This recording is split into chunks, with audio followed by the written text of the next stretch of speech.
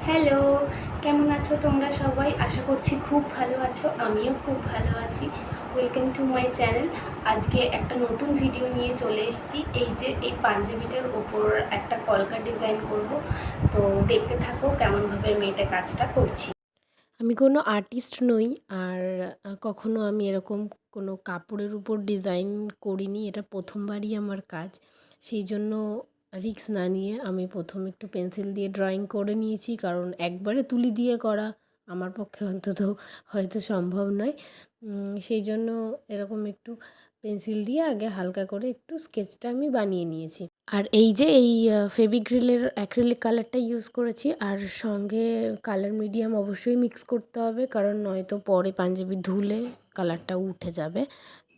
আর আমার মতো যদি তোমরাও এরকম প্রথম কেউ একদম কাঁচা হাতে শুরু করো, মানে এরকম কোনো ড্রয়িং নিজের কারোর কাছে মানুষের জন্য করতে চাও, তো তোমরাও এরকম কালার মিডিয়াম অবশ্যই মিক্স করে নেবে। ও আরেকটা কথা, কালার মিডিয়াম অনটা কিন্তু ইউজ করতে হবে, টু নয়। যদি তোমরা ডাস্ট টাইপের যে কালারগুলো হয়, মানে ওই গোল্ডেন কালার বা সিলভার কালারের যে ডাস্ট হয়, সেই টাইপের কালার ইউজ করার জন্য তখন কালার মিডিয়াম টু ইউজ করতে হয়। বাট এই যে ফেভিক্রিলের যে বা ক্যামেলেরও ইউজ করতে পারো, এই এগুলোর যে লিকুইড যে কালারটা অ্যাক্রিলিক কালারটা হয়, সেই কালারটার সাথে কালার মিডিয়াম অনই ইউজ করতে হয়। এটা লং লাস্টিংটা যাতে বাড়ে, মানে যাতে কালারটা লং লাস্ট করে, সেই জন্যই এটা মেশানো হয় এর সাথে। এই পাঞ্জাবিটাতেও আমিও গোল্ডেন কালার ইউজ করেছি, পরের দিকে তোমরা দেখতে পাবে, কিন্তু আমি ওর সাথে কালার মিডিয়াম অনই ইউজ করেছি। তার কারণ আমি যে কালারটা ইউজ করেছি গোল্ডেনের, ওটা লিকুইড। আর তোমরা যদি ডাস্ট কেউ ইউজ করো, তখনই একমাত্র কালার মিডিয়াম টু ইউজ করতে হবে। এই জিনিসটা একটু খেয়াল রেখে তোমরা করবে। অনলি সিলভার অ্যান্ড গোল্ডেন কালারের যে ডাস্টটা হয়, সেটার জন্যই কালার মিডিয়াম টুটা দরকার। আর আমি যেটুকু জানি আমি এরমভাবে বললাম। তোমরা অনেকেই নিশ্চয়ই জানো যে কোন কালারটার সাথে কী মিডিয়াম ইউজ করা উচিত। আমি যদি ভুল হয়ে থাকি আমাকে ক্ষমা করে দিও, এবং কমেন্ট করে অবশ্যই জানিও যদি আমার কিছু এর মধ্যে ভুল হয়ে থাকে। আর শ্যুট করার সময় আমি আসলে খেয়াল করিনি, বারবার আমার নিচু হয়ে আর কি কাজটা করছিলাম, তো চুলটা সাইড থেকে একটু চলে এসছে, সেটা একটু অ্যাডজাস্ট করে নিও।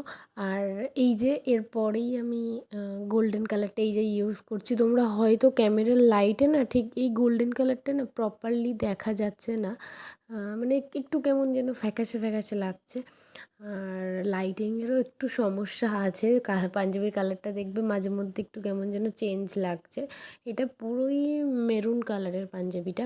আমি লাল নিতে চেয়েছিলাম, বাট লাল আমি পেলাম না, তো মেরুন কালারের পাঞ্জাবির উপর করেছি। এটাও লাস্টের লুকটা আমার পার্সোনালি ভালো লেগেছে। এবার তোমরা দেখে অবশ্যই সবাই জানিও কেমন তোমাদের লাগলো। আর আমার ভিডিও যদি একটুও ভালো লাগে তো প্লিজ প্লিজ প্লিজ লাইক করে দিও, সাবস্ক্রাইব করে আমার পাশে থেকো। আর কী টাইপের ভিডিও তোমরা দেখতে চাও আমাকে জানালে খুবই ভালো হয়। আমার চ্যানেলটা একদমই নতুন, তো প্লিজ প্লিজ প্লিজ তোমরা আমাকে একটু সাপোর্ট করো। তো পুরো ভিডিওটা দেখে আমাকে জানিও পুরো কাজটা কেমন লাগলো। তো সবাই দেখতে থাকো পুরো ভিডিওটা।